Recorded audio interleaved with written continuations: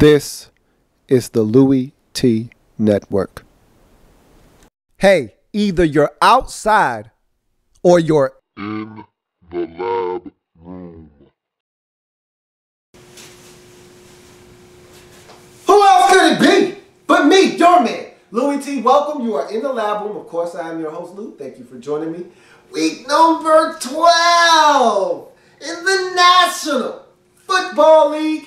Philadelphia Eagles taking on the Tennessee Titans. Eagles back at home after the massacre last week in Green Bay. And so it feels good to get back home, get some of that home cooking. And after a tough loss like that on the road where you just get drubbed, isn't it nice to come home and play the Tennessee Titans?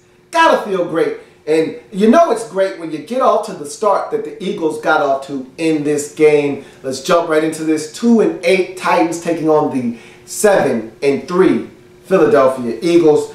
Slow start by the Titans, and if you're the Eagles, this is exactly what you want to do. I say this all the time. If you're a good football team playing a bad football team, the one thing you need to do is jump on them early. If you jump on them early and often, good things are going to happen for you because that team is going to crumble. Now, I will give the Titans some credit. They did not go away without a fight, but they just couldn't get all facets of the game clicking at the same time. I'll talk about that a little bit later on, but let's talk about this start for the Eagles.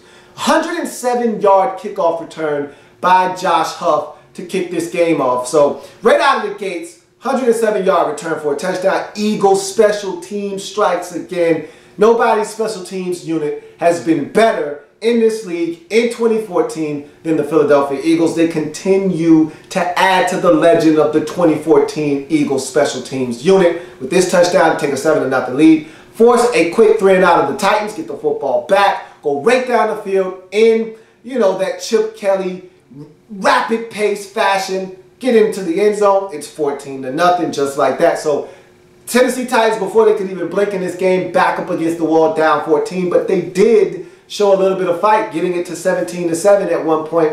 And I thought Delaney Walker was huge. Good to see him back after the concussion he sustained against the Ravens. Didn't play last week on Monday Night Football versus the Steelers. He came in, and he was a handful. And I actually thought that the offense, they did their part early on. And when the Titans got the interception and they turned that into a touchdown, and you get a deflection by the Eagles, it's still caught in the air by Justin Hunter to get in the end zone. I thought that the Titans gave their team a chance. Defensively, they could not get enough stops. The Eagles did what they wanted to do offensively early in this football game, and the Titans were trying to hang in offensively. Zach Mettenberger actually had a really solid game. I mean, even with the garbage time yards, you throw those out of the window, it was still a solid performance by him. I thought he actually hung in tough, gave his team a chance, and he got beat up. The offensive line surrendered copious amounts of sacks, more pressures, and so you look at the Eagles now, and this was a team that you didn't really think was going to get a lot of sacks on the season. They're generating pressure from all fronts,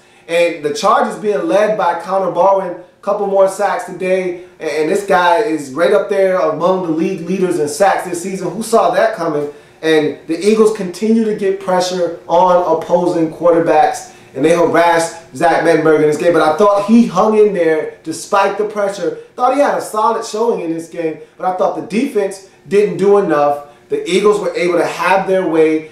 Shady McCoy, huge outing in this game, over 140 yards rushing. That's always a positive for the Eagles when you see this man getting on track, because if he can get going and that offensive attack through the air starts to, feed off of what they're doing on the run, in the run game, this team will be that much more dangerous as an offense, because right now it's all passing game, minimal help from the rushing attack. You had Mighty Mike with the touchdown run. Shady was huge. He gets in the end zone as well. Another 2 turnovers via the air by Dirty Chaz. That's a problem this Eagles team has had, and it started before Dirty Chaz took over. Remember, Nicholas Foles was turning the football over, so that's something that the Eagles need to address and clean up, because again, you can throw 2 interceptions against the Texans and still win. You can throw 2 interceptions against the Titans and still win in blowout fashion. We saw what happened when you turned it over last week against Green Bay, a good team on the road. We saw what happened when you did that. You lost, and you lost in convincing fashion. You can't turn the football over as much as the Eagles do and expect to win on a consistent basis. But it's always easy and nice to know that you can turn it over and still win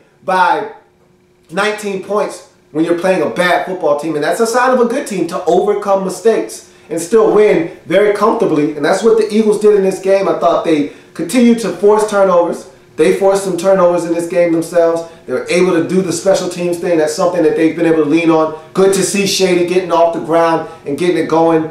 I thought that everything that the Eagles needed to do, they did in this game to set themselves up for that huge NFC East matchup on Thanksgiving. Man, I cannot wait. And we'll see if the Cowboys take care of business on Sunday Night Football against the Giants to make this a showdown for first place, as both teams, if the Cowboys do in fact win, both teams will come into that game at 8-3. That'll be a hell of a, whether the Cowboys win or not, it's going to be a hell of a matchup. And that's going to have a lot riding on it in the NFC East. But huge win as the Eagles take care of business, 43-24. Again, if they can't do what they did in this game against Dallas next week, they can't afford to give up huge plays to the tight ends and to the receivers in the passing game. They can't afford to have dirty chests, turn it over twice. They can't afford to make those type of mistakes and expect to win against the Cowboys on Thursday, on Thanksgiving, in Big D. If they want to win, they're going to clean up some of those things, continue to dominate special teams, have Shady run the football like he did, and continue to get pressure on the quarterback. Those are all things that will help you moving forward in your pursuit of the NFC East divisional crown. If you're the Tennessee Titans, another tough loss. Again, you just want to look for guys to get better at this point. You want to see Zach Mettenberger continue to improve. You want to see the running game come along. You know what you got in Delanie Walker. He's by far your best offensive football player. You'd like to see Justin Hunter be more consistent. Thought he was solid in this game. You'd like to see the offensive line start to gel together. Do something, but they were awful in this game. Taylor Lewan went down late in this game. Hopefully he's all right. But nonetheless, you've got some things to figure out offensively, defensively. You've always had issues with this team because you're making that switch. Is this team really equipped to play a 3-4 defense? I don't have the answer for that. But again, really it's just an evaluation process from here on out for this Tennessee Titans team. And you want to evaluate to see what it is you need moving forward in the draft. Do you need to go out and get a quarterback? That's what these last two games will help you decide. Maybe you can bypass that position and give it a go with Zach Mettenberger next year.